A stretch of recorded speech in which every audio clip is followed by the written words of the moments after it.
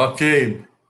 Boa noite para você que participa conosco dessa live promovida pela Associação Brasileira de Educação à Distância. Eu sou Luciano Sattler, sou membro do Comitê de Educação Básica da ABED, Associação Brasileira de Educação à Distância. Já te convido, se você não conhece a nossa entidade, entre no nosso site. O nosso tempo hoje pode parecer suficiente, mas não será, eu já posso te garantir, porque eu tenho convidados aqui de altíssimo nível que vão discutir conosco esse momento que estamos vivendo, os diversos impactos nos diversos atores. E eu quero fazer uma apresentação breve do mini currículo de cada um, para poder a gente dar início em seguida às falas, né? Nós vamos iniciar com a professora Tereza Pena Firme, que é doutora em Educação e Psicologia da Criança e do Adolescente pela Universidade de Stanford, na Califórnia, nos Estados Unidos. Ela é mestre em Psicologia Educacional pela Universidade de Wisconsin, dos Estados Unidos, mestre em Educação pela Universidade de Stanford, nos Estados Unidos, graduada em Psicologia Clínica pela PUC-Rio, foi professora primária pelo Instituto de Educação no Rio, exerceu um magistério no ensino fundamental, no ensino médio, superior, funções na direção de coordenação na PUC-Rio, na Federal do Rio Grande do Sul, na Federal do Rio de Janeiro. Ela tem experiência nacional, tanto na área pública quanto privada e internacional, em diversos organismos multilaterais, é conferencista, consultora e avaliadora, e atualmente ela trabalha com avaliação na Fundação Sesgran Rio, membro da American Evaluation Association e da Associação Brasileira de Monitoramento e Avaliação. E olha que eu estou resumindo o currículo dela, por aí vocês têm uma ideia, né?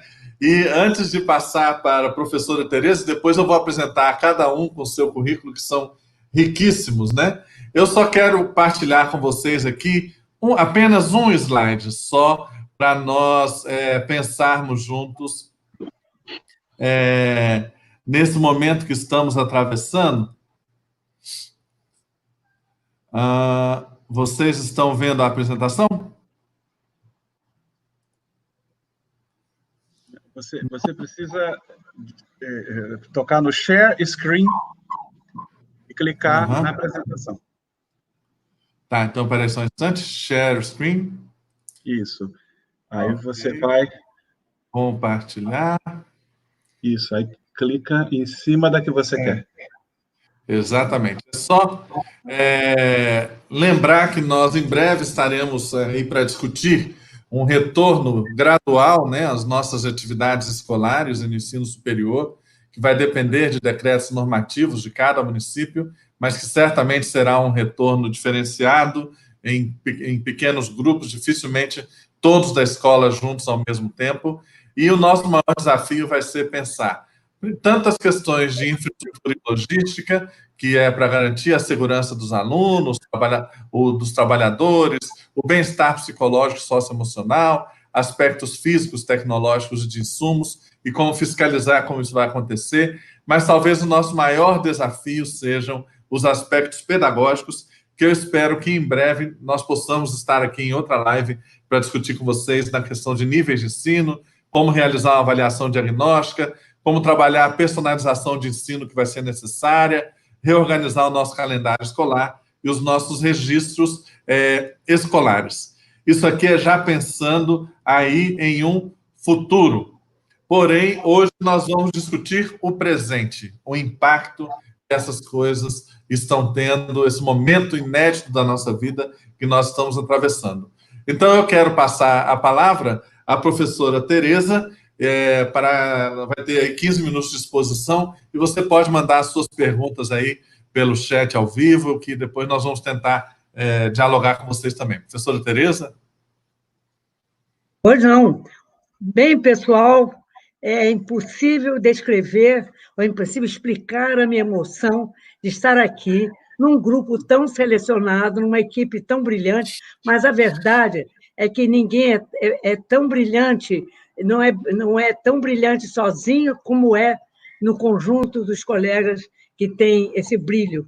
Eu acho que essa integração faz bem a cada um de nós. Então, eu, em geral, digo que eu abraço em você aquilo que falta em mim.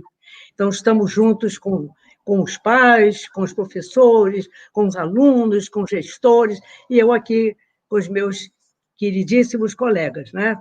A Isabel, a Cláudia, o Júlio, o Luciano.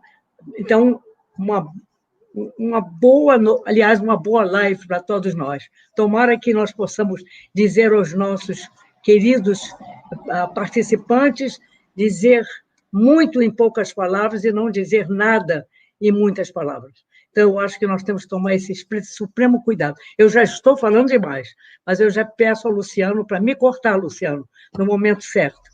Viu, Luciano? Isso é muito importante.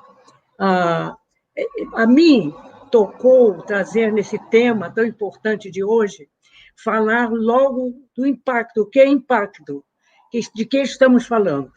Buscando os dicionários, buscando as fontes onde eu pudesse ver o significado de impacto, eu vi, principalmente, que impacto é um golpe, é um choque, é uma explosão, é algo assim, em princípio, falado como uma coisa física, concreta, que assusta e impressiona, mas o impacto é também uma coisa moral, uma impressão muito forte, uma impressão muito profunda. O impacto é um resultado causado por muitos fatores. Então, é isso que nós estamos enfocando agora, focalizando agora. E, nesse caso, é o momento no qual estamos trabalhando. Ou seja, essa educação à distância, chama-se também remota, não sei, desse o nome que se quiser, mas a verdade é que nós estamos aqui usando a internet o melhor possível para chegar às nossas crianças, aos nossos alunos, aos nossos pais, às nossas famílias. Então, esse momento aqui de reflexão, cada um vai falar uma parte importante, eu não posso ir adiante muito, porque tem que deixar a cada um a sua própria participação.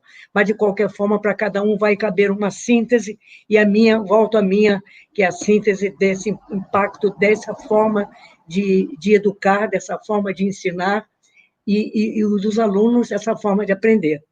E como existe o impacto negativo e o impacto positivo, eu prefiro enfocar agora o impacto positivo.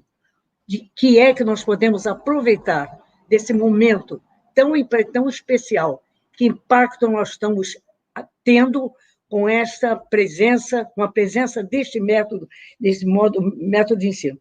O que acontece é que, simultaneamente, nós estamos convivendo, ao mesmo tempo que estamos enfrentando um novo modo de ensinar, um novo modo de aprender, nós estamos convivendo com mudanças climáticas, com violência, com poluição, com fome, com desemprego, coisas terríveis que estão sempre na nossa memória, na nossa imaginação, no nosso dia a dia. Então, eu fico impressionada de ver quanto temos que aprender para conviver com tudo isso. E para conviver com tudo isso, com toda essa globalização, com esse mundo globalizado, com tantos problemas, a começar pela pandemia, então, de que nós precisamos? Nós precisamos também mudar o nosso modo de ser, não é só o nosso modo de ensinar. Nós precisamos de solidariedade, nós precisamos de inclusão, nós precisamos de reflexão, nós precisamos de emoção, criatividade, sabedoria para tomar decisões sábias, e também ética, para não aceitar o que conflita com o bem-estar público. Isso é muito importante. E, por que não, rejeitar um posicionamento rígido, que não nos leva a um crescimento, nos leva ao medo, à ansiedade e à inibição. Vamos pensar em aceitar a flexibilidade, a adaptação à situação, sem nos deixarmos vencer pelas dificuldades. É a grande resiliência que nós temos que aprender nesse momento. E aqui eu digo, estamos juntos, de mãos dadas, não fisicamente, mas estamos virtualmente, e eu digo mais, virtuosamente, estamos de mãos dadas, nós e as crianças, para iluminar esse caminho. Eu estou procurando ter uma visão otimista, mas realista, não só uma visão otimista que obscureça os pontos negativos, dizer, não posso dizer que tudo está bem, nem posso dizer que tudo está mal. Eu estou procurando focalizar as coisas que estão nos ajudando a vencer essa caminhada. Se nós pudermos descobrir o que está acontecendo e que vale a pena acontecer, nós vamos perguntar aos professores o que eles acham, o que os professores estão conseguindo extrair desse momento difícil. Impacto é ver os resultados, impacto é curtir os resultados. É claro que o processo está incluído, nós temos que incluir nos resultados de um programa, de uma ação, de uma intervenção, nós não podemos deixar de fora aquilo que nos levou lá, todo o processo que nos fez chegar lá. Então, a falar do impacto, nós falamos também que processo, que métodos, que procedimento nós usamos para chegar a extrair impactos desta experiência, desse momento tão diferente, tão especial na nossa vida. Eu acho que perguntarmos aos professores, assim, logo, pela minha própria experiência, ou talvez eu, de palestrante, vendo como é fazer uma palestra, o que é falar desta forma, é diferente de falar para um grande público. Também o professor é diferente de falar na sua turma, falar desta forma, falar com os alunos desta forma. Para nós é uma mudança grande, mas os professores já estão dizendo, está existindo entre eles uma certa interdependência, mais do que dependência, não é dependência, nem é independência, é interdependência. Estamos nos juntando. Os professores, hoje, por exemplo, esse momento aqui é uma interdependência. E coisa mais bonita falarmos do mesmo tema com 4 pessoas.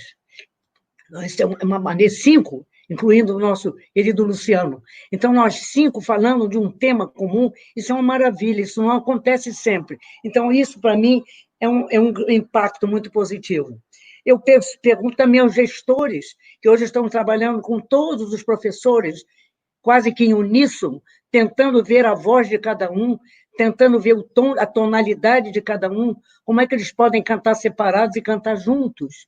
Eu sempre trago esse exemplo, me aconteceu cantando num coral de irmãos, eu tinha a terceira voz, e de repente o coral desafinou. Meu irmão, que era o maestro do grupo, descobriu que havia alguém desafinando, era eu, que estava, ele me descobriu, eu estava com 2 bolotas de algodão no ouvido. E ele disse, por quê? Eu disse, porque eu não quero ouvir a primeira voz, nem a segunda, nem a quarta, que estão me atrapalhando.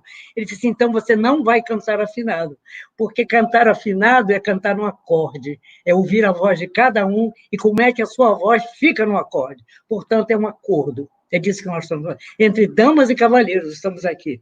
Esse é o acordo, é ouvir a voz de cada um, na sua peculiaridade, mas afinado com os outros.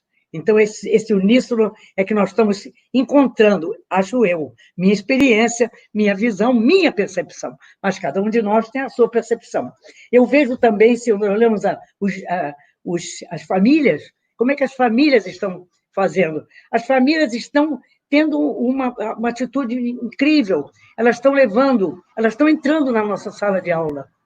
Nós estamos oferecendo a nossa privacidade, e os pais estão sabendo respeitosamente entrar na sala de aula.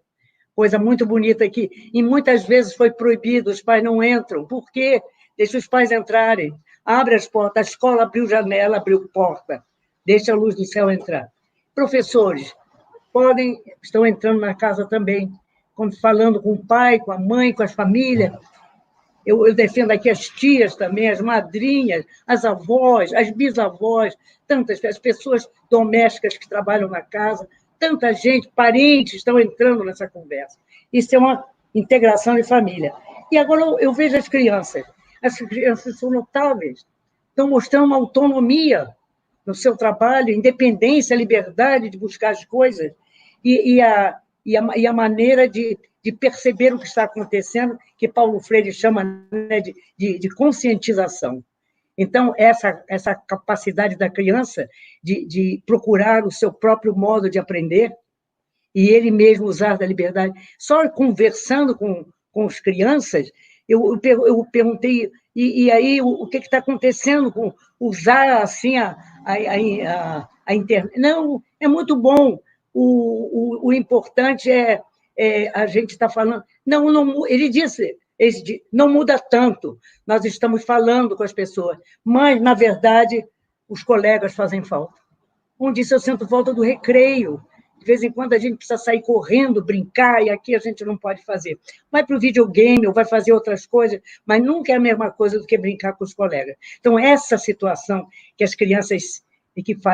essa situação que faz falta às crianças. O que faz falta nós, professores? Isso nós vamos ver com os colegas que vão falar daqui a pouco.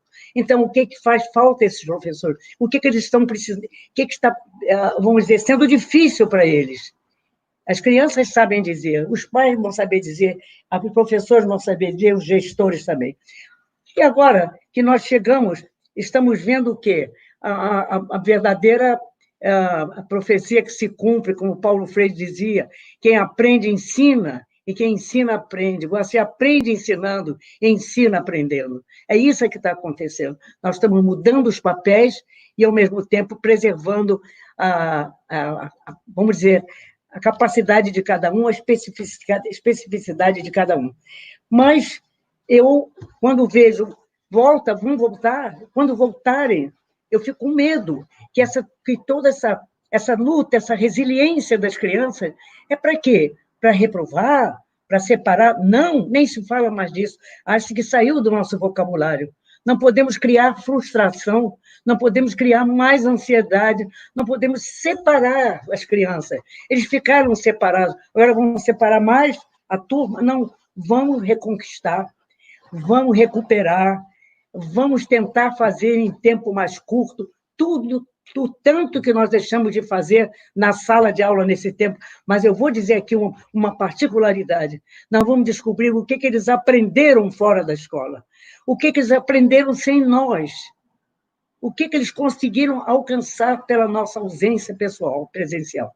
É muito importante, garanto que nós vamos encontrar um mundo de conhecimento, um mundo de habilidade, de competência e de qualidades morais que eles vão aprendendo nesse período. O mesmo acontece conosco, professores, o mesmo acontece com os pais, cada um de nós, gestores, nós estamos reaprendendo.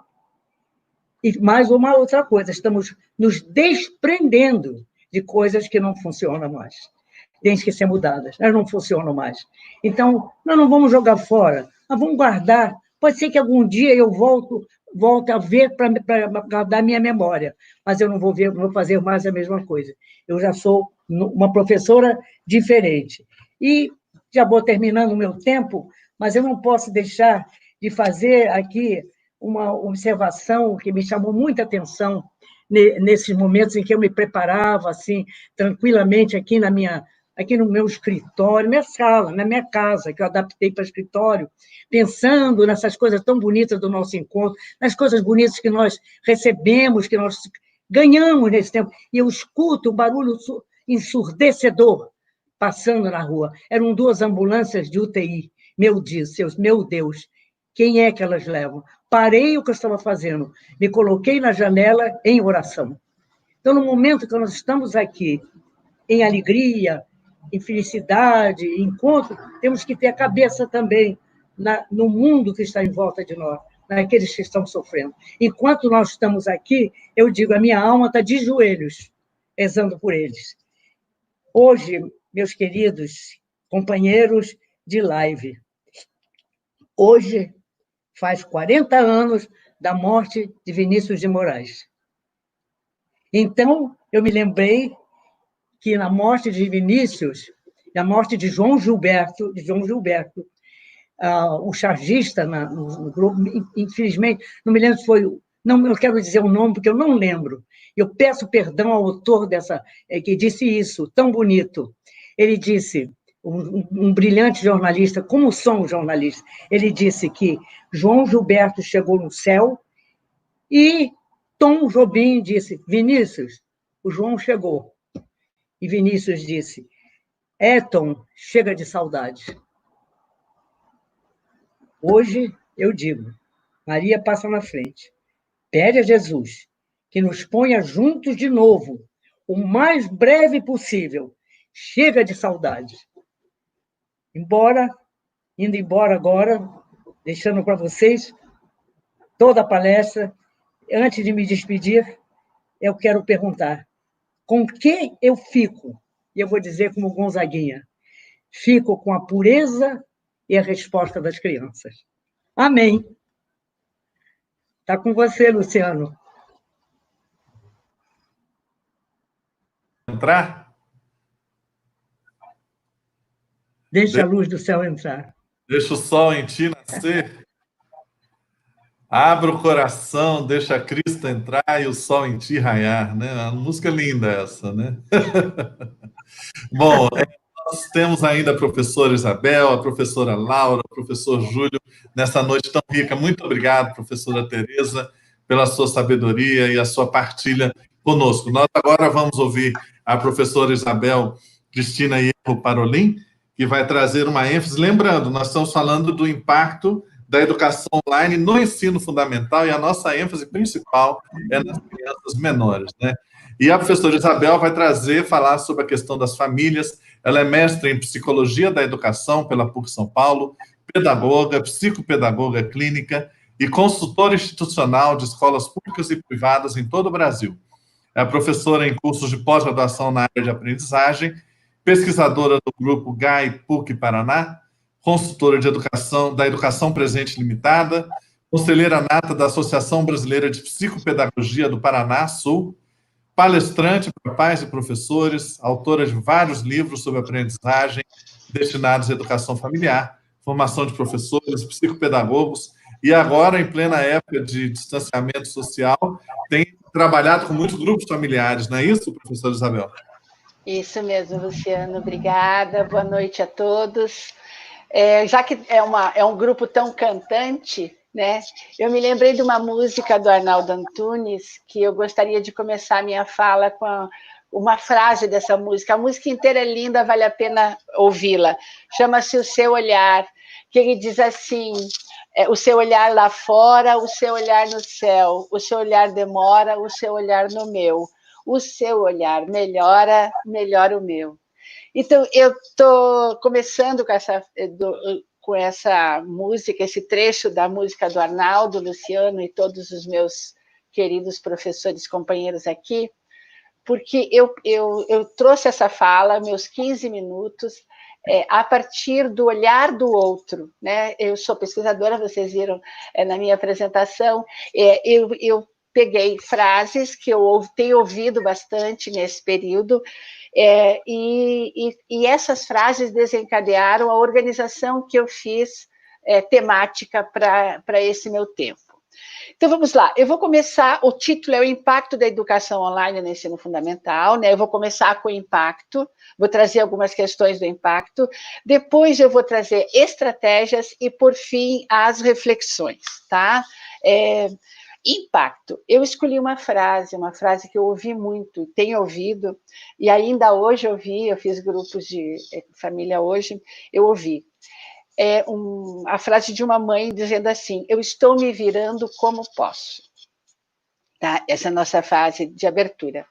No impacto, eu fui categorizando para que possamos entender melhor esses impactos na família, em relação à educação online. O primeiro impacto eu chamei de território. A escola chegou na família, né, ali no final de março, depois do dia 20 de março, algumas escolas deram uma semana ou duas, algumas reagiram rapidamente, mas o fato é que a escola inicialmente invadiu o território doméstico. O que é essa invasão? Por que eu chamo de invasão? E eu chamo de invasão porque eu reúno esses depoimentos, como eu disse para vocês. Porque a escola entrou com todo um arsenal, o seu arsenal, né, de escola, sem contratar com a família. De que modo isso aconteceria? Se era possível acontecer, qual seria a proximidade que teríamos que ter, as trocas que teríamos que ter, as rotinas que teriam que ser reorganizadas. Então, essa entrada da escola inicialmente foi bastante abrupta. Daí, à medida em que as coisas foram acontecendo, à medida em que o tempo foi passando, foi acontecendo ajustes, né?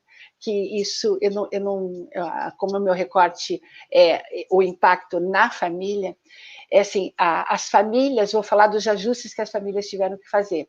As famílias começaram a perceber que não podia ser bem assim, e começaram a reagir, né? A reagir discordando, a reagir pedindo a palavra, a reagir construindo rotinas, e algumas famílias conseguiram fazer desse impacto, ter um impacto importante familiar, quando eles conseguem reorganizar a sua rotina escolar, para que o território doméstico, vejam bem, porque nós estamos falando, a escola tem um território muito claro, e o aluno, quando chega lá, tem muito claro que ele está na escola. Então, se a família não abre esse espaço para a escola não entra como instituição, né? Ela entra como qualquer outra coisa, mas não como instituição.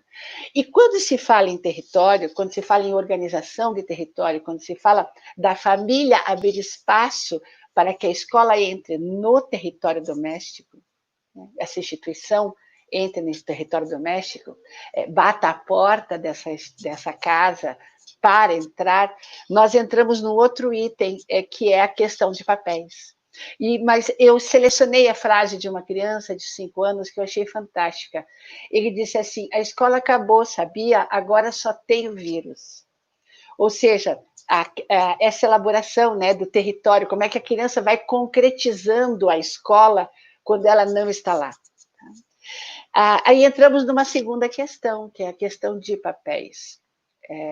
Não é apenas a família ter condições de abrir esse território, que algumas famílias não têm. Eu ouvi depoimentos de famílias que a avó dormia na sala, eles têm um computador e não conseguem dividir, enfim, a família está em home office, então o território, vamos dizer, ambiente da casa vira também trabalho, escola, e essa divisão muitas vezes não é compatível com a entrada da escola nessa casa. A questão dos papéis. Quando a família abre a porta para a escola entrar, ela abre a porta para o professor entrar, né? Ele tem uma tarefa a cumprir com o seu aluno. Mas a criança está em casa desenvolvendo o papel de aluno, de filho, desculpem. Tá, então, por isso que eu falei que esse território e as famílias que conseguiram viver isso, conseguiram viver porque tinham condições materiais, conseguiram viver porque tinham condições psicológicas e emocionais, elas se estruturaram para que essa criança se organizasse. Agora você não é mais filho, agora você é aluno e você vai receber sua escola em casa, né? Mas muitas crianças ainda hoje, exatamente hoje, porque eu fiz grupo hoje com familiares, dizendo assim: meu filho não sai da cama, fica debaixo da cama, coberto até aqui, assistindo aula. Ou seja, existe também uma conduta, uma postura, uma mobilização interna para que essa criança participe minimamente dessa escola que chega com informações para ela. Porque nós sabemos que o ensino, o processo de aprender, é um processo altamente interativo, que requer uma interação e um protagonismo desse aluno intenso. Então, a clareza do papel, né? Nesse exato momento eu sou aluno, eu tenho que me colocar como tal, eu tenho que tentar me mobilizar para cumprir com o que está sendo proposto, ou não cumprir, vai depender da família e da condição. Por exemplo, tem famílias que dizem assim: não, mas meus filhos, a metade da manhã um assiste a aula, a outra metade é outra, porque eu não tenho condições, eu só tenho um equipamento em casa, ou seja, tá? Mas, de qualquer modo, existe o papel de aluno, o papel de filho, que para a criança é muito mais difícil de ser incorporado, se a família não conseguir fazer esse trabalho. Mas nós temos uma outra situação que é bastante conflitante. São os familiares acompanhando a aula. Isso em aula particular, escola particular, está acontecendo muito.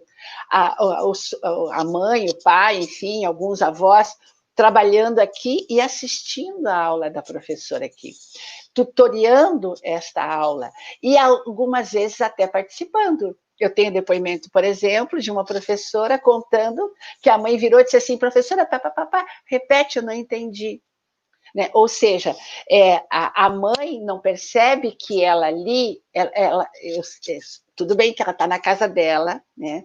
Esse território está sendo emprestado, uma subjetivação, então a escola entra de modo subjetivo, por isso que eu digo assim, a escola chegou, a escola entrou, para tentar trazer esse território. Nós estamos falando de crianças menores, nós estamos falando da primeira fase da educação infantil, da educação fundamental, ou seja, de crianças que ainda precisam concretizar essa presença, elas precisam ter muito claro esse papel. Então, esse familiar, ele não pode entrar na aula dessa criança e ainda por cima interferir como mãe protetora, ou pior ainda, tentar ser professora, o que é muito pior. O que a gente vê que, às vezes, esse movimento familiar, que é incentivado por algumas escolas, mas que é absolutamente inadequado. Eu acho muito bom quando uma mãe chega num grupo e diz assim: eu não dou conta de ensinar meu filho. Eu digo: muito bem, você não é profissional, existe um profissional para isso. Um professor, ele se forma, ele estuda, e ele trabalha, essa é uma profissão. Tá? Então, eu acho muito adequado, inclusive, esse familiar perceber que ele não deve entrar no papel de ser o professor, de ser o mediador daquela aprendizagem, na conotação de quem ensina. O outro impacto na família, ainda trabalhando em impacto, é a questão metodológica. Né? A maioria das escolas, eu atendi muitas, eu estou há 110 dias trabalhando com familiares. A metodologia de uma escola à distância, ela é muito diferente da metodologia de uma escola presencial. E o que a gente tem visto com muita intensidade? Professor usando quadro de giz, professor tendo as aulas sendo no tempo real da aula presencial. Mas o que eu acho mais grave do que tudo é o pressuposto, as aulas pressupondo que em casa tem um adulto que fará esse trabalho. Então, assim, tarefa assim, você construa tal coisa, não sei o quê, que depende do familiar, depende do pai, da mãe, do avô, do tio, de quem estiver ali. Ou seja, a metodologia, ela não pode pressupor que essa criança terá que ter ajuda em casa, porque a gente está esquecendo que quem está em casa está trabalhando, está possível, se for uma professora ainda mais, como eu ouvi o depoimento ontem de uma professora dizendo assim: quando eu preparo as minhas aulas, tudo que eu preparo são coisas que a criança possa fazer sozinha, porque eu sofro isso na carne, enquanto eu estou gravando ou preparando o meu trabalho, a minha filha está do meu lado querendo que eu participe, que eu construa coisas com ela, isso é impossível. Então, a escolha inadequada da metodologia, pressupondo assim, que essa criança não vai se autorregular. E como impacto também extremamente positivo, algumas escolas que conseguem trazer projetos super interessantes e de famílias inteiras se envolvendo. Eu recebi lives de pai e filho cantando paródias que construíram para suas aulas, enfim, coisas que foram possíveis de acontecer porque tiveram professores em seus planejamentos, a escola, enfim, propondo atividades possíveis de serem feitas. Mas me chama muita atenção essa questão metodológica. A escola presencial, quando ela se coloca dessa forma, porque ela não é um homeschooling, e também não há um contrato de trabalho à distância. Não está sendo contratado isso. Isso é um arranjo que foi feito para atender nesse momento. Então, é preciso pensar a metodologia que eu sei que os professores não estão adequadamente qualificados para isso, até porque não escolheram, né? Mas o fato é que a família ela não pode ter esse encargo, né? Então, muitas escolas estão pressupondo um trabalho intenso da família, um trabalho de exaurir a família, um trabalho assim de extenuar a família. Algumas conseguem, porque têm condições disso, mas uma grande maioria não. Né? Então, nós precisaríamos pensar nisso. É também as relações de poder, elas se modificam e também trato isso como impacto. Por quê? Porque passa a ser assim, a escola tem poder de regular a família quando ela ocupa a família até 4 horas da tarde, até 5 horas da tarde. Mas a família exerceu um poder também que ele é um poder incrível, que é o de baixar a tampa do computador, ou de desligar o celular, ou de simplesmente não ligar a televisão, ou enfim. Né? E as crianças, por exemplo, elas exercem esse poder de tirar a câmera e sair. Ou seja, essa relação de poder não muito amadurecida, sobretudo nas crianças, mas que muitas têm exercido assim. Não, eu simplesmente... Não, sabe o que eu fiz? Eu fechei o computador. Eu fiquei bravo e fechei o computador. Então, assim, dando essa conotação, né, de despreparo das crianças, da falta de um comprometimento com o que ela está fazendo, ou às vezes até uma saída, né, uma busca de saída, alternativa possível para aquele momento. E, por fim, ainda no grupo Impacto, a avaliação. Né? A avaliação, não como uma avaliação formal, essa avaliação que avalia a aprendizagem, até porque eu não sei como é que uma escola consegue fazer uma avaliação nessa situação, né? Porque a avaliação não é só do que se propõe a fazer ali, se você trabalha com projetos, se você está trabalhando com tarefas autorreguladas, tá, a família até consegue entender essa avaliação, mas fica difícil quando essa avaliação ela é uma avaliação do conteúdo, da estrutura. Hoje, por exemplo, eu fiz um grupo que a mãe disse assim, hoje nós fizemos uma prova, tá? Eu já recebi que meus 15 minutos terminaram, então a estratégia, vou ser bem rápida, no grupo de estratégias, a estratégia que eu percebo como mais clara seria a de conversa. As escolas precisam aproximar da família para poder regular isso. As famílias são muito diferentes, as situações são muito diferentes. Por exemplo, eu tenho uma frase aqui de um familiar que eu acho fantástica. Na escola dos meus filhos, somos ajustando juntos, desde a escolha da plataforma até as rotinas viáveis e suas necessárias exceções. Então, assim, a grande estratégia que eu vejo possível nesse momento intermediário, né, entre o que nós vivíamos e o que nós não sabemos o que vamos viver ainda, sem dúvida alguma, a conversa e a aproximação. E como reflexão, eu queria trazer aqui, já terminando, porque eu sei que o meu tempo acabou, que a minha reflexão em relação a isso é que a gente não aceite esse termo novo normal. Por quê? Porque esse novo normal, ele é ruim. Ele é ruim para nós, ele é estressante, ele nos deixa inseguros. A família vive uma insegurança, a criança sente faltas, tem perdas, a família tem perdas, a criança, os alunos têm perdas, os professores têm perdas, a sociedade tem perda. Nós não queremos esse novo normal, nós queremos construir um futuro viável, nós queremos um novo futuro.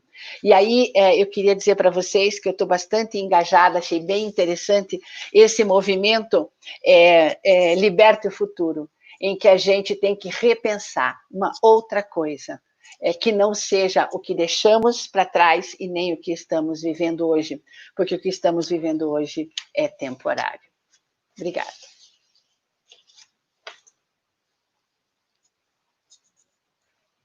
Difícil de coordenar esse tempo e todos nós querendo ouvir mais. Eu acho que foi uma estratégia da professora Laura para a gente ter uma continuação, né? Porque todo mundo vai ficar pedindo mais, certamente. Nós vamos ouvir agora o doutor professor Júlio Furtado. Ele é doutor em Ciências da Educação pela Universidade de Havana, mestre em Orientação Educacional pela Federal do Rio de Janeiro, graduado em Geografia, Pedagogia e Psicologia, já foi reitor universitário, é autor de diversos livros, é consultor há 30 anos de escolas públicas e privadas, secretarias de educação estaduais e municipais, como coordenador de gestores escolares, coordenadores pedagógicos, e é o criador do canal Sala dos Professores no YouTube. E o professor Júlio tem o desafio de trazer para nós, na perspectiva dos atores, né, que nós estamos tratando, falar aí das escolas e dos professores, né, nessa perspectiva da educação online e no ensino fundamental. Professor Júlio?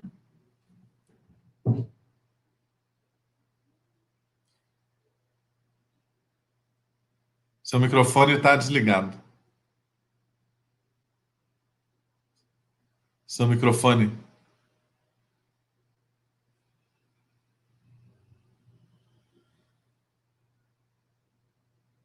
Júlio, acho que o seu microfone que não está conectado. Tem que liberar o seu microfone. Está vendo agora? Agora sim.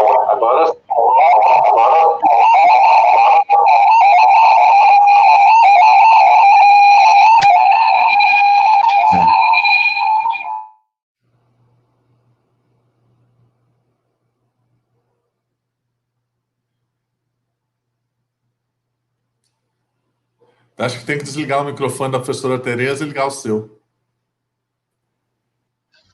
Oi. Está me ouvindo agora? Agora sim. Só para o público saber, que eu estou no mesmo espaço da professora Tereza. Então, agora eu vou fazer uma troca com ela para ficar melhor, tá bom? Ela vai me trocar de lugar comigo, porque eu vou falar.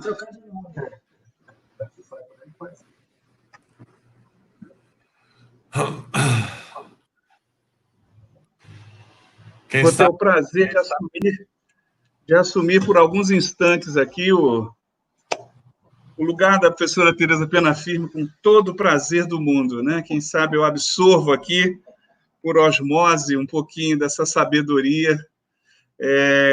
Muito boa noite a todos, a todas que já estão aí ligados conosco. Luciano, está valendo agora o zero do cronômetro, é isso? Então, tá legal. Vamos lá. Bom, nos coube aqui fazermos uma análise, né, uma avaliação, tendo como ponto de partida, né, tendo como foco a questão, a figura, né, do professor e da escola, né?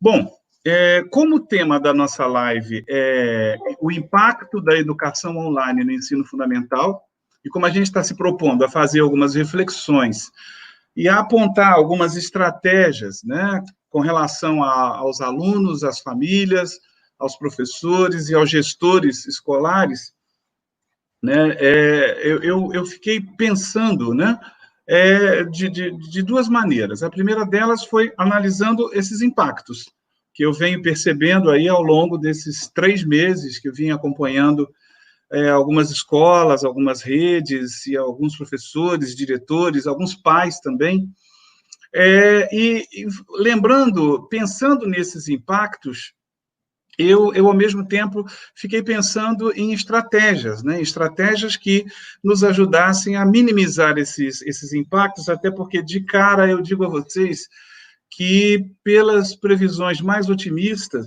nós vamos ainda num processo de ensino remoto, no mínimo, até o primeiro semestre de 2021. Então, eu acho que toda essa live, né, todo esse momento que a gente está vivendo aqui agora, é no sentido de tentar minimizar um pouco uma realidade que a gente ainda vai ter que conviver com ela por um tempo considerável, né? Todos nós sabemos que, da noite para o dia, tivemos que nos tornar professores remotos, né? E que isso não fez parte da nossa da nossa formação, né? Ou seja, ninguém tinha a mínima noção de como fazer isso. Então, os professores, eu queria começar pelos professores, né? Que impactos que os professores estão, a meu ver, mais tendo nesse momento? Eu acho que esse impacto ele começa com a questão da superação. Eu tenho ouvido muitos discursos falando que o professor se superou, né? O professor ele está de parabéns, homenagem ao professor, palmas aos professores. Discurso esse do qual sou altamente partidário, acho que é verdade, os professores estão se superando, assim como os médicos estão se superando, né? Os enfermeiros, os profissionais da área de saúde, está sendo um momento de superação. Eu só acho que a superação tem um limite, não é isso? Ou seja, é o limite do esgotamento da minha energia. Né? Então, na verdade, eu vejo os professores hoje um pouco estressados, né, com a overdose de resiliência que eles tiveram que dar conta. Na verdade, foi isso que aconteceu com os professores.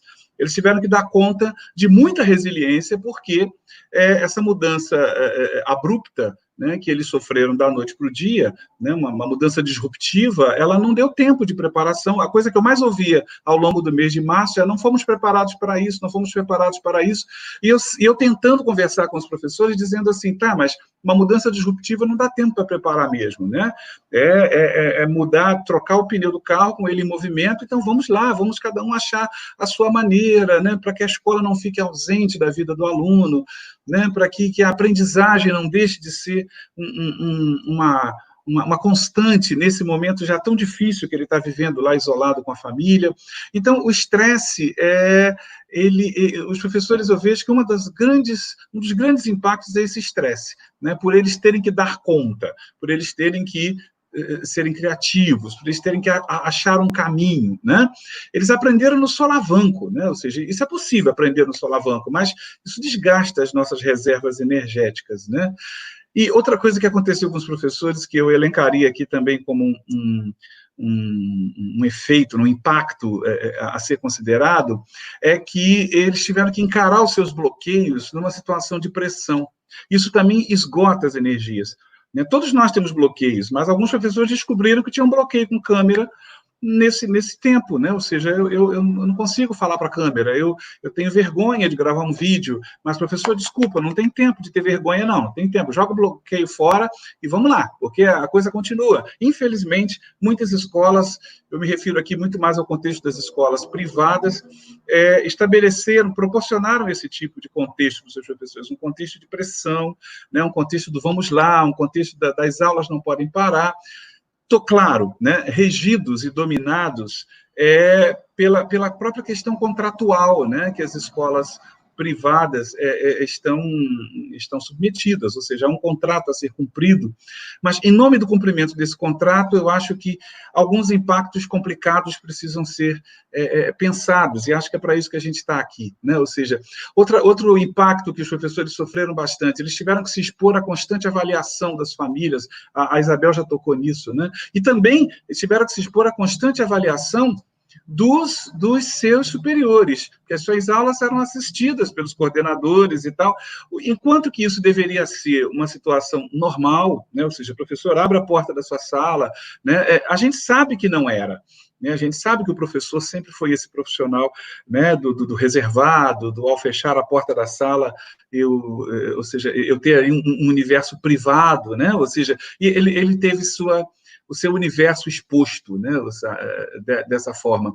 Além dele ter que coordenar diversos papéis, ou seja, não deixou de ser pai, não deixou de ser mãe, né, ou seja, o que aumenta o estresse, tem que se superar nesse momento de fragilidade, de medo, de insegurança que está todo mundo vivenciando, e tem que se reinventar metodologicamente, né, ou seja, muitas vezes promovendo aquilo que eu chamo de um atropelamento de valores.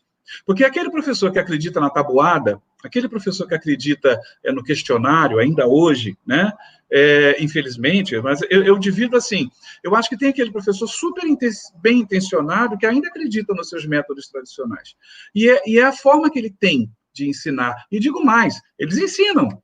Eu conheço vários professores tradicionais que usam muito bem, com muita competência, os seus métodos tradicionais e promovem aprendizagens. Esses professores também tiveram que ser meio que arrancados dos seus valores e vamos lá, não dá para dar aula expositiva, como a Isabel mesmo estava colocando. A primeira reação dos professores foi: deixa eu dar diante da câmera a mesma aula que eu dou dentro da sala de aula, e a gente sabe que isso não funciona. Eu acho que por tudo isso, por todos esses impactos, o professor ele precisa de apoio técnico, de apoio emocional, para continuar encarando o seu trabalho com esse compromisso, com essa resiliência que ele vem encarando. Então, eu já estou aqui meio que imaginando que a gente vai entrar num novo período, nesse período de volta às aulas, permanente ou não, mas que esse professor vai precisar, e aí eu já coloco como um indicativo: escolas, por favor, criem um contexto de apoio a esse professor. Esse professor também ele vai voltar emocionalmente abalado, esse professor ele vai voltar se fazendo de forte, né? Ou seja, se fazendo de quem tem as respostas, que, por sinal, isso já me dá um gancho para eu entrar agora para fazer uma reflexão dos impactos que a escola está sofrendo, né? E falando da escola, eu estou falando muito em nome da gestão escolar, e falando muito também dessa escola particular, né? Essa escola particular, ela tradicionalmente, ela sempre vendeu, eu detesto o uso desse termo vendeu para a escola, mas eu estou usando de propósito, né? Ou seja, já que a gente tem um contrato, deve ter uma venda. O que essa escola vende? Essa escola vende certezas e garantias de aprendizagem. Olha que coisa séria. Né? Então, eu sou pai, chego na escola, coloco meu filho, assino um contrato, eu estou comprando a aprendizagem do meu filho. Né? E as famílias compram isso. Né? E a postura que as escolas têm, falando de marketing, é muito essa mesmo, né? Ou seja, vem aqui que eu tenho aprendizagem para te vender, a minha aprendizagem é certeira, eu tenho aprovação no Enem para te vender. Acontece que esses produtos, certeza e aprendizagem garantida, eles estão impossíveis de serem vendidos, né, ou comprados atualmente. Eu acho que sempre foram impossíveis, tá, de serem negociados. Eu acho que o que a escola vende, na verdade, é a promoção de atividades que pretendem facilitar a aprendizagem, né, o que é bem diferente, né, de vender a aprendizagem em si.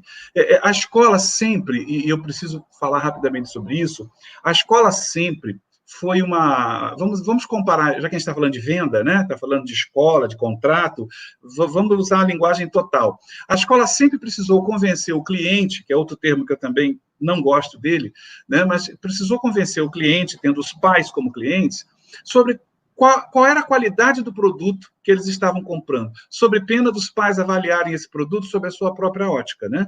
Então, é assim, se a escola não diz: pai, eu estou te vendendo uma educação construtivista, uma educação dialogada, uma educação através de projetos, e se ela não explicar para o pai: olha, pai, essa educação é boa, porque o seu filho ele vai pesquisar, seu filho vai interagir, seu filho vai aprender a dividir, ele vai trabalhar em rede. Então, hoje, pai, aquela educação de fileira de carteiras, entendeu? Da qual muito provavelmente o senhor fez parte, essa educação ela não tem mais qualidade para hoje. A escola tem que deixar isso claro, né? Ou seja, a escola tem que convencer o cliente da qualidade do produto que ela está vendendo. Isso é uma coisa complicada, né? Por quê? Porque esse cliente, ele sabe ele acha que sabe o que quer. Então, é importante que a escola tenha muito isso claro. Então, vender aprendizagens nesse momento é realmente uma coisa que a escola tem que rever. Né? Ou seja, a escola tem que rever, não só nesse momento, como a Isabel colocou, eu também não gosto dessa coisa de novo normal. Né? Eu gosto dessa coisa de um novo tempo. Né?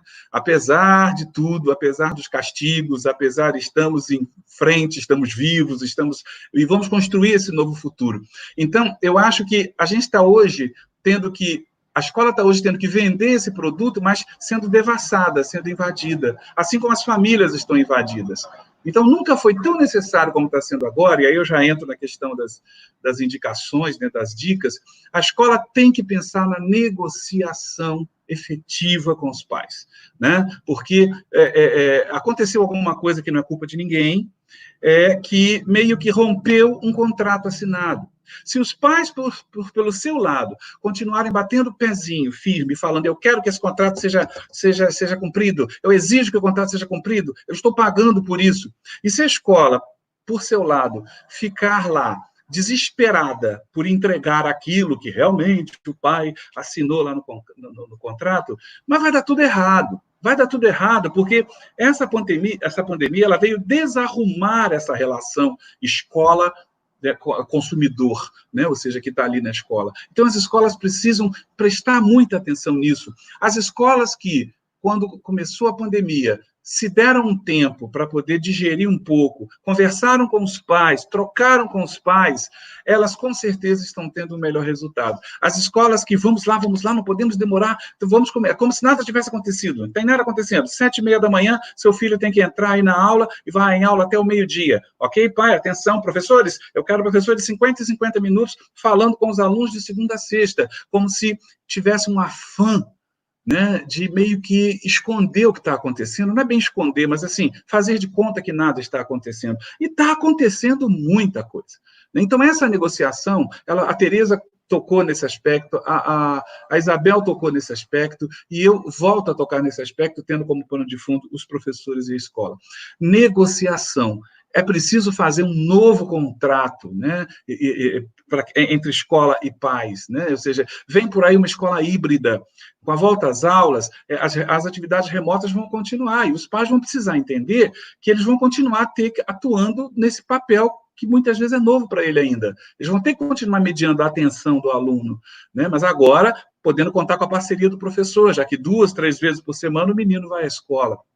Então, eu acho que, nesse momento, o que eu posso trazer de estratégia, em se falando de escola, essa estratégia é negociação, essa estratégia é diálogo. E se eu posso trazer isso com relação aos professores, olhar para os seus próprios limites, sabe, professor? Porque a estratégia que eu deixo para você é o seguinte, é diminuir um pouco a intensidade da autoviolência que você está cometendo, né? E, infelizmente, os professores, pelo que eu tenho visto, né, têm cometido essa autoviolência de uma maneira muito forte, autoexigência, né? Então, é o seguinte, para que isso aconteça dentro de um clima leve, a escola também precisa cumprir o seu papel. A escola precisa negociar com esse pai, né? A escola precisa chamar esse pai para uma conversa e dizer, ô pai, eu sei que existe um contrato, mas vamos parar para pensar. Eu sempre que falo com pais, eu digo, pai, o que você comprou? O que você está comprando? 200 dias letivos? Né? O que você está comprando? 800 horas de aula? O que você está comprando? Eu acho que você está comprando aprendizagem. Né? E a aprendizagem é fruto de negociação, é fruto de um processo humanizante. Ninguém aprende num processo sob pressão, em que o próprio ser humano não tenha autorização de ser plenamente nisso. Eu acho que, basicamente, é o que... Acho que extrapolei meu tempo até, não extrapolei aí, Luciano? Não sei, eu não estava... Fechou exatamente em cima, que disciplina, muito obrigado. Puxa, que bom. Eu vou até começar a achar que eu estou disciplinado, tá bom? Agora, deixa eu deixar a dona do nome voltar para o lugar dela aqui, por favor. É uma disciplina... todo o prazer da professora Tereza. É um efeito pandêmico aí a disciplina na fala, né?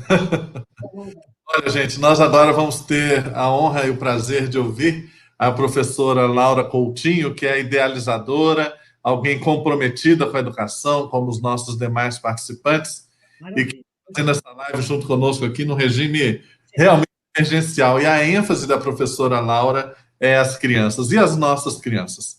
A professora Laura é mestre em informática pela Federal do Rio de Janeiro, graduada em letras e pedagogia, é diretora da Didaquê Consultoria, empresa voltada para a produção de materiais didáticos em diferentes mídias e para soluções educacionais com uso de tecnologia na modalidade presencial, à distância e em sistemas híbridos. Ela é membro da ABED, Associação Brasileira de Educação à Distância, já há muitos anos, é pioneira nesse setor, autora de vários livros didáticos, participou da elaboração da Estratégia Nacional de Educação Financeira nas Escolas e da produção dos livros de educação financeira que hoje são distribuídos pelo MEC. Ontem à noite, para vocês terem uma ideia do compromisso da professora Laura, ela estava colaborando, mentorando uma escola que está lá no Pará, funcionando à beira do rio Tapajós. Então, e as crianças, professora Laura? Fala para nós. Abre o seu microfone, acho que está fechado. Vê se está. Aí, acho que agora sim. Bom, e as crianças, né? E foi por conta das crianças que, né, houve essa minha mobilização de começar a pensar em todas as estratégias que a gente poderia ajudar as crianças. Por que ajudar as crianças? Porque eu recebi muitos relatos dos pais, ora gravados, as cenas das crianças, do desespero e da situação de tristeza das crianças por não estarem com seus colegas, por estarem na frente de um computador esse que elas gostam de estar, né? O mundo das crianças é esse mundo lúdico, trazido pelas imagens, pelos celulares, pelos tablets, né, atualmente, em função das tecnologias, mas elas se viam na frente de um computador que não era aquela escola, não era a professora, ou se era a professora, não era assim que elas queriam receber, e elas queriam receber o quê? Queriam receber os colegas, os amigos, porque eu acho que foi Tereza que disse isso, né? Que uma das crianças disse: o que você tem saudade da escola? Eu tenho saudade do recreio. E que bom que as crianças estão com saudade do recreio, que elas estão com saudade dos amigos. Então, há um sofrimento hoje grande, seja pelo lado da família e viver, né, esse isolamento, mas enorme da criança, mesmo que ela tenha 5 irmãos, ela está isolada dos seus colegas, né? E, em função disso, eu comecei a observar, né, escutar as crianças e as famílias, e comecei a pensar nesse uso de tecnologia, porque quando eu saí como professora para buscar as tecnologias, sejam as novas tecnologias ou as antigas tecnologias, né, como rádio, como material impresso, como folhetim, era para ajudar a fazer uma melhor aprendizagem, era para dar para os professores ferramentas que eles pudessem conduzir uma aprendizagem de uma forma melhor. E aí debrucei tanto no uso da tecnologia na educação presencial, quanto também o uso da tecnologia para uma educação à distância, com todo o valor que tem uma educação à distância. Então, eu vim da época que educação à distância a gente não podia falar no meio, né, educacional, porque era o tabu de uma educação sem qualidade. E aí a gente começou a reverter esse processo, e aí chegou a educação tendo a distância ter que ser engolida, né? Porque houve tanta resistência da gente absorver o uso da tecnologia na educação presencial, que agora era a única saída que a gente tinha, era fazer com que essa tecnologia servisse a essa educação e desse continuidade ao processo de ensino. O que foi ótimo. Eu sou totalmente contra a todo esse movimento de deixar as crianças em casa, né, e sem fazer nada, e a escola não contar o ano letivo de 2020, porque a gente não cumpriu determinada carga horária, determinada matriz curricular. Eu acho que, como Tereza falou, né, o que essas crianças estão aprendendo, o que estão deixando de aprender é uma dificuldade nossa como professor. E, em função disso, e pensando, né, aqui na nossa live, eu, com, né, todas essas questões trazidas pelas famílias e os relatos das próprias crianças, eu descrevi algumas coisas que eu disse. Bom, se a gente não pode fazer uma mudança de realmente oferecer uma educação à distância, estruturada, planejada, com professores capacitados, né? Porque não havia tempo e realmente a gente não podia perder um minuto de abandonar essas crianças desse processo educacional, eu resolvi, vamos ver, o que a gente pode adequar o processo. Né? Primeira coisa, nós não podemos achar que transpondo o modelo presencial para a distância nós vamos garantir a aprendizagem ou vamos oferecer essa aprendizagem contratual da escola. Botar o professor em aulas expositivas durante, né, as 5 horas do dia ou 4 horas do dia, né, com essa criança, não está garantindo o que a gente acha que é realmente aprendizagem. Então, nós temos que repensar o que está sendo feito. E, ao repensar, fazer algo diferente. se não totalmente diferente, alguma coisa que possa realmente favorecer e satisfazer essa criança. Por quê? Ele é o principal ator desse processo. É essa criança que está sofrendo com essa escola que está sendo muitas vezes oferecida e essa família angustiada porque não está vendo, muitas vezes, o resultado que ela gostaria de ver no desenvolvimento, na evolução dessa criança. Então, a primeira coisa é não pensar que nós, fazendo uma aprendizagem presencial à distância, é o melhor dos mundos. Então, o que fazer? Hoje, né, o mundo, não atualmente, mas já existem muitas pesquisas onde um modelo que cada vez mais está sendo empregado é a questão de uma aprendizagem flexível, né? Dizer, uma aprendizagem que possibilite uma série de fazeres diferentes da aprendizagem presencial, que muitas vezes está focada somente na exposição daquele conteúdo para aquela criança e na reprodução daquele conteúdo pela criança. Então, o professor faz a exposição e a criança responde à atividade com aquilo que o professor, enfim, fez na sua atividade, na sua aula. Então, hoje o que a gente estuda são as possibilidades de trazer cada vez mais metodologias e modos de fazer diferente. Como a Isabel falou, N professores estão se virando para trazer atividades criativas para esse momento. E é isso que a gente tem que incentivar como gestor, como diretor, como colega. Como eu posso fazer isso diferente? Como eu posso lançar mão de que atividade, de que estratégia, para que essa criança se sinta engajada nesse processo e aproveite esse momento. Então, diante disso, a primeira coisa, olhar para uma aprendizagem que seja flexível. E, no caso, à distância, olhar as duas formas que a gente pode fazer, seja através de atividades síncronas ou atividades assíncronas. Eu, inclusive, sou uma que, vamos dizer assim, defendo muito a questão das atividades assíncronas, por conta da liberdade que você dá nesse espaço que não é o espaço da escola.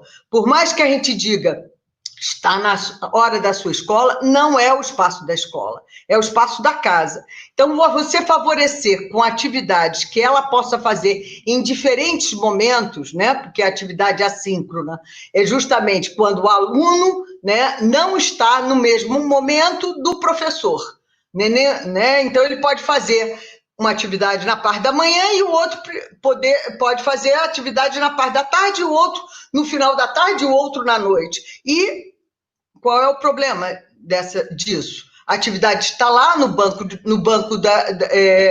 na tecnologia, para que o aluno possa baixar, ou o pai abaixar para esse aluno e ele realizar. Não, mas a escola começa 1h da tarde e vai acabar às 5h da tarde e a gente tem que ficar cumprindo a escola.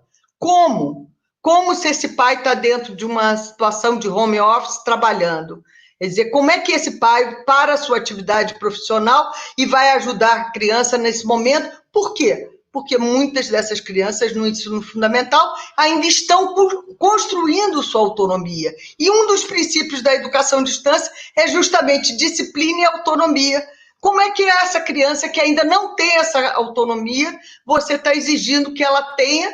Porque, enfim, alguém disse que ela deveria ter uma atividade à distância e essa atividade à distância ser naquele momento, naquele horário. Ah, mas a professora está síncrona, expondo um determinado conteúdo e uma determinada atividade.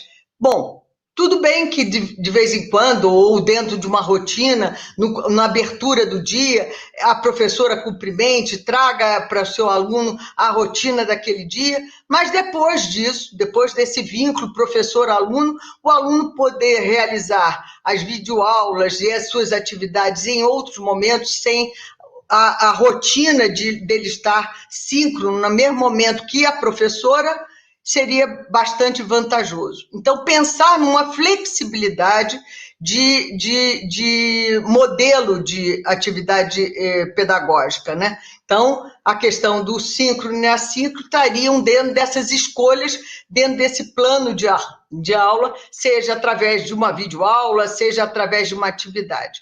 E aí eu digo, valorizar dentro desse plano, né, e como uma segunda dica logo, as atividades os objetivos essenciais.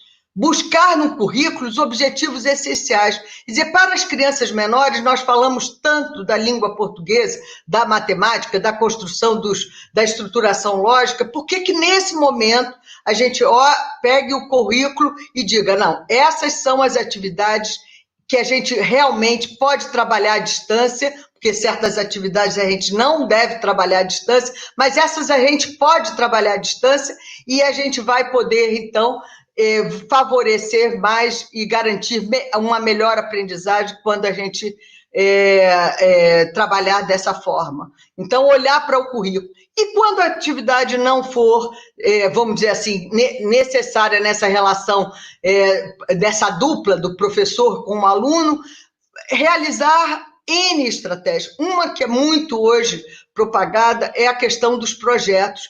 Gente, essas crianças estão no computador.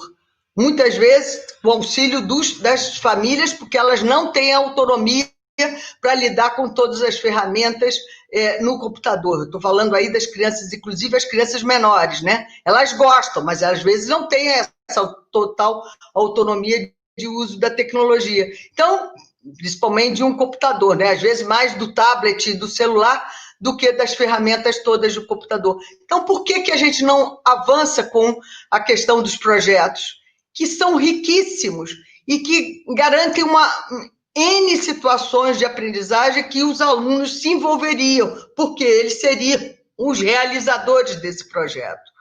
Então, encher não, tenho que cumprir o currículo, então tenho meia hora de história, meia hora de geografia, uma hora de ciências, no outro dia uma hora de matemática.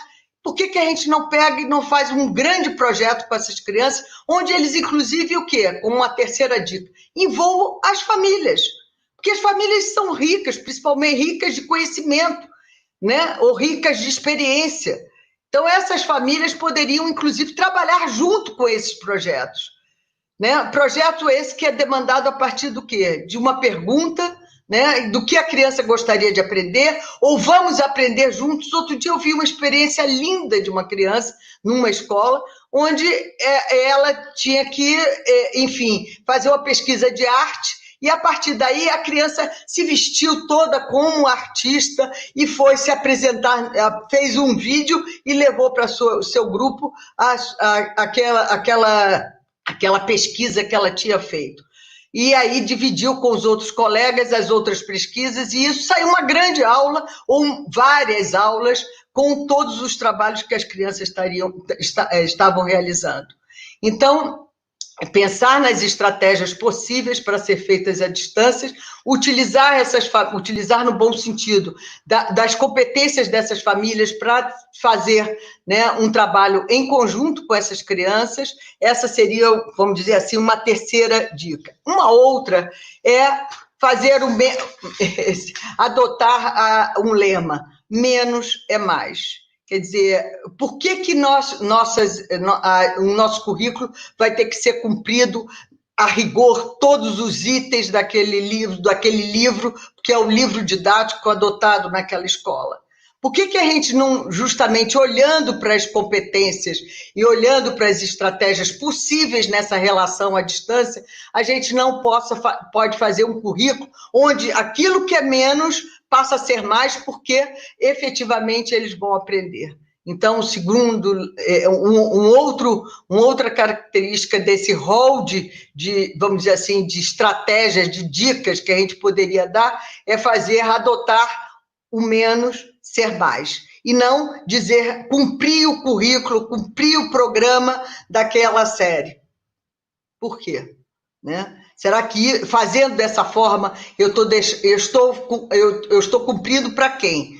para esse contrato com a família ou para esse contrato que eu tenho com essa criança e para, como eu acho que foi o Júlio que falou, eu dando essa angústia toda para os pais. Né? Porque os pais também estão com muitas angústias porque estão vendo uma situação dentro de casa nunca antes navegados, né? Quer dizer, não é por aí que a gente vai fazer com que a criança realmente aprenda numa situação de drama familiar, onde o computador tem que ser dividido, onde o horário tem que ser dividido, onde está vendo a criança engatinhar com as situações e...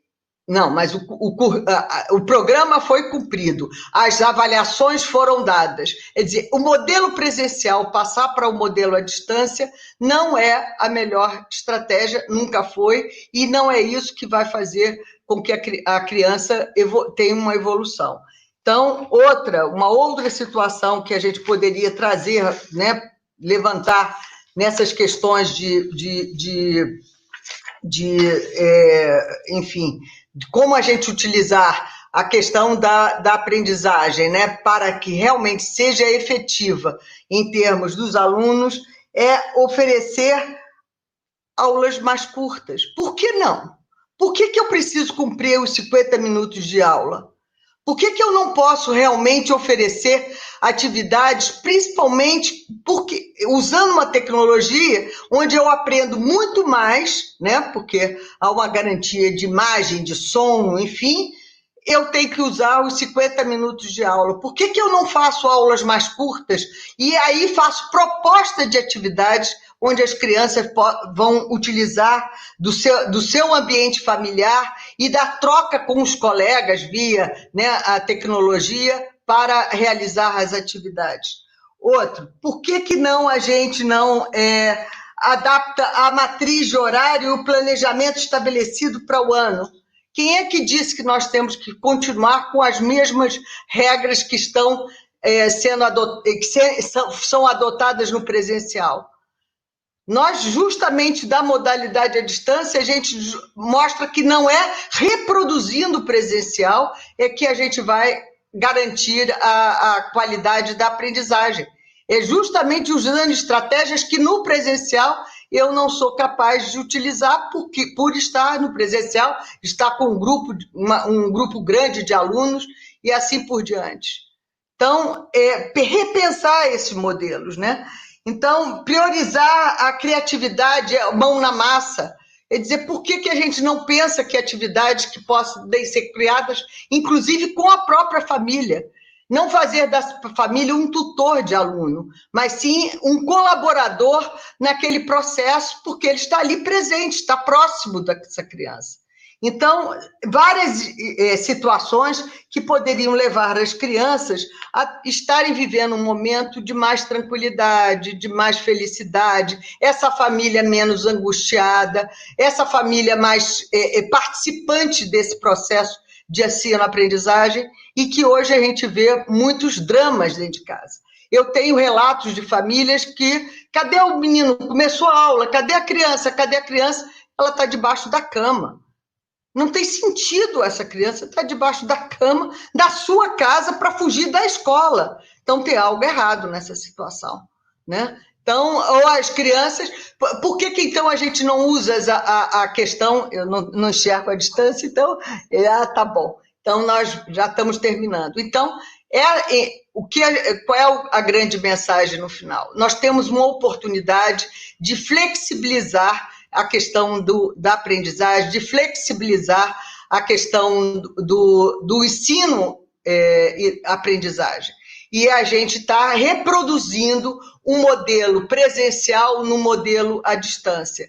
E aí as questões e as angústias da família e das crianças começam a circular essa escola.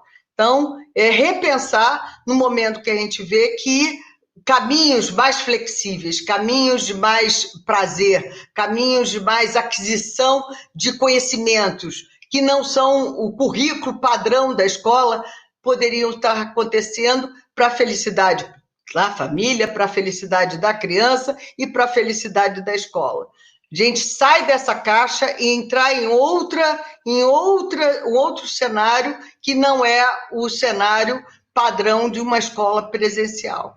Então, olhar para isso com essa situação de podemos agora aprender com a tecnologia e ensinar com a tecnologia, mas não reproduzir a mesma tecnologia usada no momento presencial.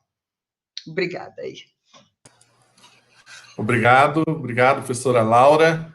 Nossos participantes aqui no YouTube estão adorando a fala de vocês.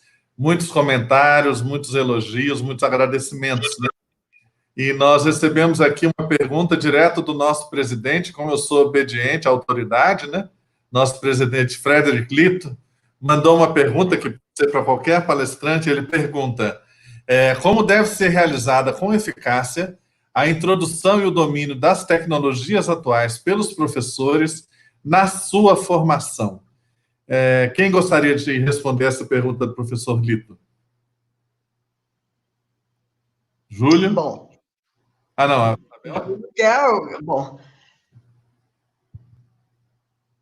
Bom, eu acho que, inclusive, muitos professores já estão vivendo, né? E o Lito sabe. Oi, posso falar? Eu estou ligada? Estou. Muitos professores já estão vivendo. Está dando eco. Tem alguém ligando aí. Oi. Está dando eco? Pode falar. Ok. Muitos professores já estão vivendo, porque os cursos à distância, né? Está dando muito eco. Ô, Júlio, tem como colocar em mudo todo mundo? Desliga o microfone de todo mundo. Júlio, desliga o microfone. Vamos tentar, professora, pode falar. Será que agora vamos? Vamos tentar. Muitos professores já estão vivendo a questão da educação à distância, né? Em conta, inclusive as formações, né? Formados à distância. Espera aí. Ô, Júlio, tem que desligar o microfone aí, Júlio. Agora vamos de novo, professora. Oi. Vamos tentar. Então, já pode? Vai. Então, muitos professores já estão vivendo a sua própria formação com o uso da tecnologia, porque muitas vezes eles são formados, inclusive, à distância, né? Então, aquele tabu que quando a gente começou eu fui uma das pioneiras aí de toda a Associação, né, Brasileira de Educação à Distância, onde a gente, né, tinha que convencer as pessoas que o uso da tecnologia, que o uso da educação à distância seria algo vantajoso. Hoje a gente já não tem mais tanto tabu e eles mesmos são formados à distância. O que acontece de uma forma diferente nas escolas? Por exemplo, o próprio MEC, né, liberou a educação à distância com um percentual muito pequeno para o ensino médio, né? O ensino médio tem 20%, né? Então, você vê que ainda existe toda uma dificuldade de a gente trazer as questões da tecnologia e do uso da educação à distância para as crianças, quanto a gente sabe o quanto seria importante e agora tiveram que entrar na educação à distância de qualquer maneira, né? Então, eu acho que os professores hoje já estão mais confortáveis com o uso, principalmente da modalidade à distância, para a sua formação e para até nos outros cursos da universidade. Acho que há um ensino fundamental e o ensino médio que ainda existe todo esse fantasma de utilizar e que agora eu acho que vai ser uma das grandes vantagens, né? Porque todo mundo aprendeu na marra a utilizar. O que estão fazendo é reproduzir o modelo presencial à distância. E isso que está trazendo, principalmente para as crianças menores, um impacto muito grande, porque não é assim, né? A gente sabe perfeitamente, quem trabalha com a educação à distância, como a gente trabalha há anos, a gente não reproduz o modelo de uma modalidade para outra, né? Então, essa reprodução do modelo presencial para o modelo à distância, principalmente agora com a facilidade do vídeo, como nós estamos aqui, né?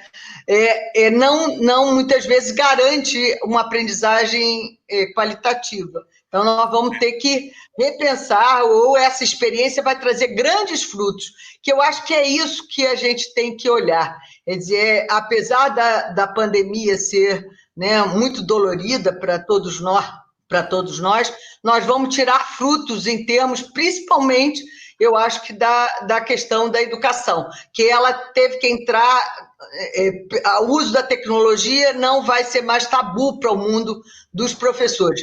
E aí eu falo para os professores do ensino médio e do ensino fundamental, né? Mas alguém poderia contribuir. Isabel levantou a mão. Abre o seu microfone, professora Isabel. Pois não. Eu queria trazer a minha... Eu trabalho com aprendizagem, né? Eu sou pesquisadora da aprendizagem, do processo de aprender. E gostaria de lembrar a todos, quem trabalha com educação, com essa formação à distância, enfim, ou mesmo quem já trabalha com isso, os professores que tiveram, né, que entrar nesse ensino remoto, que a grande questão, que eu sempre digo que não existe educação à distância, porque a formação do ser humano tem que se dar de um ser humano para outro, né? O processo de aprender é um processo de humanização. Então, não existe a distância quando há distância entre nós. Então, eu penso que se eu tivesse que responder assim, o que trabalharia na formação de professores nesse momento, que eles têm que responder a esse momento, né? E essa resposta nesse momento é essa educação remota, é o mais de empatia possível para poder vislumbrar esse outro que está desse outro lado da tela. Mesmo aqui, nós, por exemplo, eu não consigo imaginar quantas pessoas estão nos vendo, se tem pessoas nos vendo, porque a tela é muito fria, ela não me dá a questão das relações, e a gente aprende em relação, né? A aprendizagem, o primeiro passo da aprendizagem, ele é relacional. Né? O Vygotsky vai nos trazer isso, o Vallon vai trazer, enfim. Então, se eu tivesse que dizer assim, o que trazer em etapas, desenvolvimento da empatia, para que esse professor possa se colocar assim no lugar deste outro que está do outro lado da tela. Como é que ele me recebe? Como é que ele está recebendo isso que eu estou falando? Como é que bate isso? Como é que essa criança, no caso da criança, né, vai fazer os significados? Porque aprender é construir significados próprios. Eu aprendo quando eu construo um significado próprio. E quando esse é próprio, não é o do professor. Ou seja, o aluno tem que ser protagonista da sua aprendizagem. Mesmo que esse protagonismo seja ele na sua casa e o professor na casa dele, né? Então, esse momento, essa coisa da empatia e da tentativa de proximidade, eu penso que seria a base de sustentação para as outras iniciativas que esse professor, que essa professora possam vir a ter. Ótimo. Olha, o nosso tempo, infelizmente, está terminando. Eu não sei se o professor Júlio gostaria de falar algo, se a professora Tereza também gostaria de deixar um recado.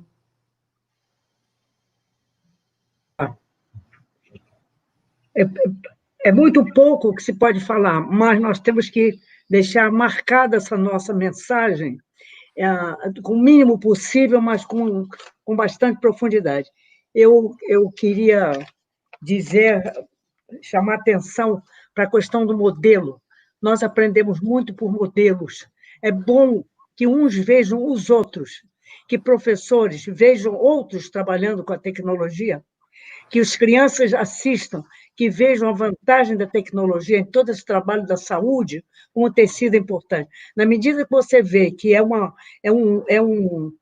ensino que tem utilidade, que vai ter um grande proveito, então é preciso introduzir isso, já está com as crianças, já não precisamos mais fazer, porque as crianças já estão dominando a seu modo, mas já estão. Mas já introduzir nos adultos de várias gerações alguma coisa das vantagens do uso apropriado da tecnologia. E tomar cuidado que há um limite. O uso abusivo da tecnologia também pode ser maléfico. Então, chamar a atenção para esses dois lados da questão, introduzir esse ensino o mais cedo possível. Mas eu vou muito pelos modelos. Nem que todos os professores utilizem, mas se alguns utilizam, que sejam modelos para outros. E algumas crianças também podem ser para outros. Ver outros em ação é muito eficiente para você aprender a fazer. Isso é com todo o ensino, não só com a questão da tecnologia. Isso é para responder aquela grande pergunta.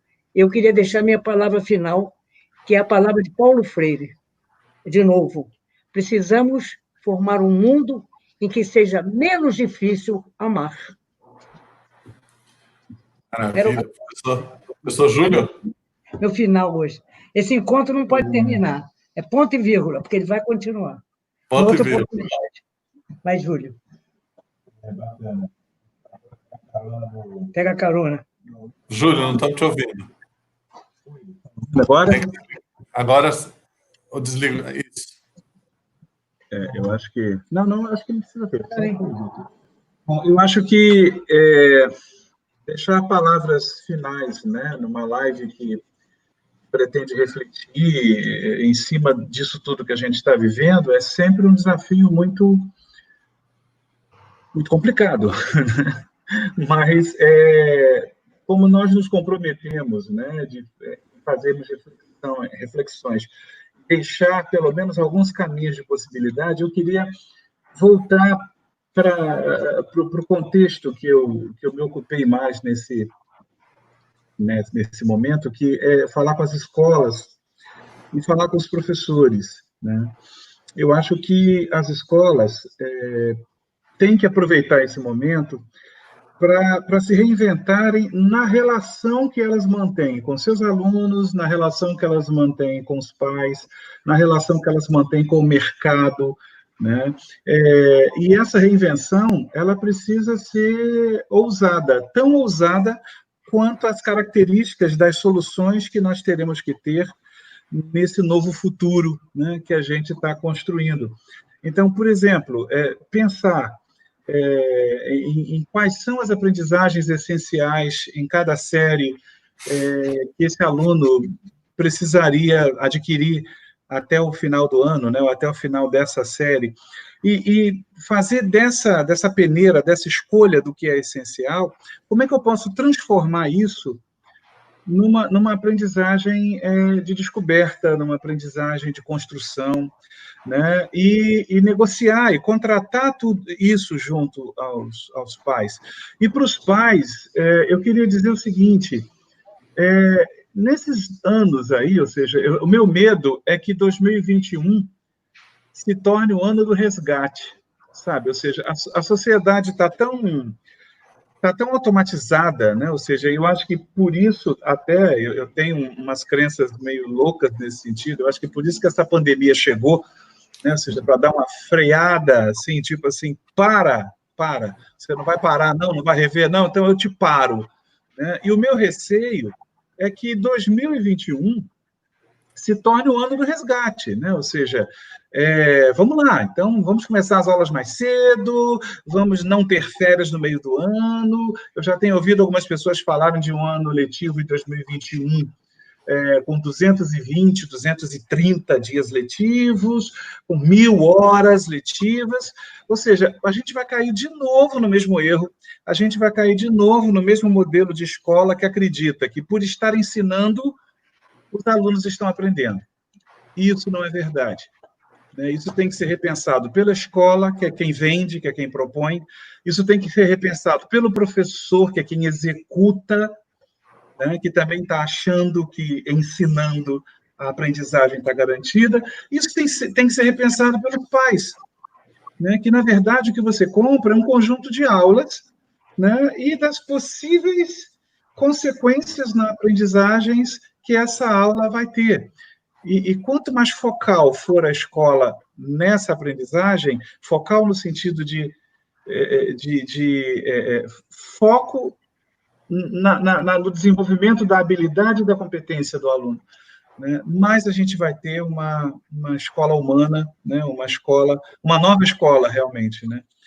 Eu acho que a gente precisa ficar atento a essas coisas. E dizer do grande prazer que estive de estar aqui junto, lado a lado. Eu sou o único que tem o prazer de estar lado a lado mesmo, né?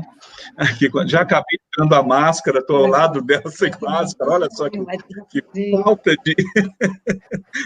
Esse corre-corre para lá. Mas agradecer a Laura, né, que foi a grande mentora desse momento, né, apresentada aí, né, pela Tereza, e que tirou todo mundo aí da sua zona de conforto, um corre-corre danado, mas acredito que isso possa ser um grande pontapé inicial para a gente continuar aí nessa jornada de reflexões a respeito desse novo futuro. Eu quero agradecer a todos vocês, agradecer a professora Laura, uma honra conhecer vocês, estar aqui junto discutindo esse tema importante, a professora Isabel, ao professor Júlio. Agora eu quero declarar a vocês que eu estou apaixonado com a professora Tereza, me desculpe. Realmente uma mulher apaixonante. Então, assim, minha esposa deve ouvir essa live e ganhou uma concorrente aí agora, viu? Mas uma paixão intelectual fantástica. Foi falado de cuidado, foi falado de empatia, foi falado de amor, da gente libertar o futuro, de construir algo novo, e eu queria acrescentar a compaixão, que é esse sentimento necessário para a gente abarcar esse país inteiro, diminuir, reduzir, eliminar essa desigualdade que nos massacra, aproveitar para realmente, esquece novo normal, a gente libertar o futuro. Eu creio que a professora Isabel usou a expressão muito bem. Infelizmente, nós vamos terminar esse primeiro capítulo. A professora Laura está com a tarefa de organizar o segundo capítulo da nossa série, e nós vamos provocar o professor Lito para nós tentarmos ter um seminário da ABED específico para a educação básica e EAD ainda o quanto antes. Gente, muito obrigado. Professor Júlio, que é o nosso gestor aí da live, eu creio que nesse momento encerramos. Obrigada. Obrigado. Obrigada, Lu. Um abraço. Obrigada. Obrigada.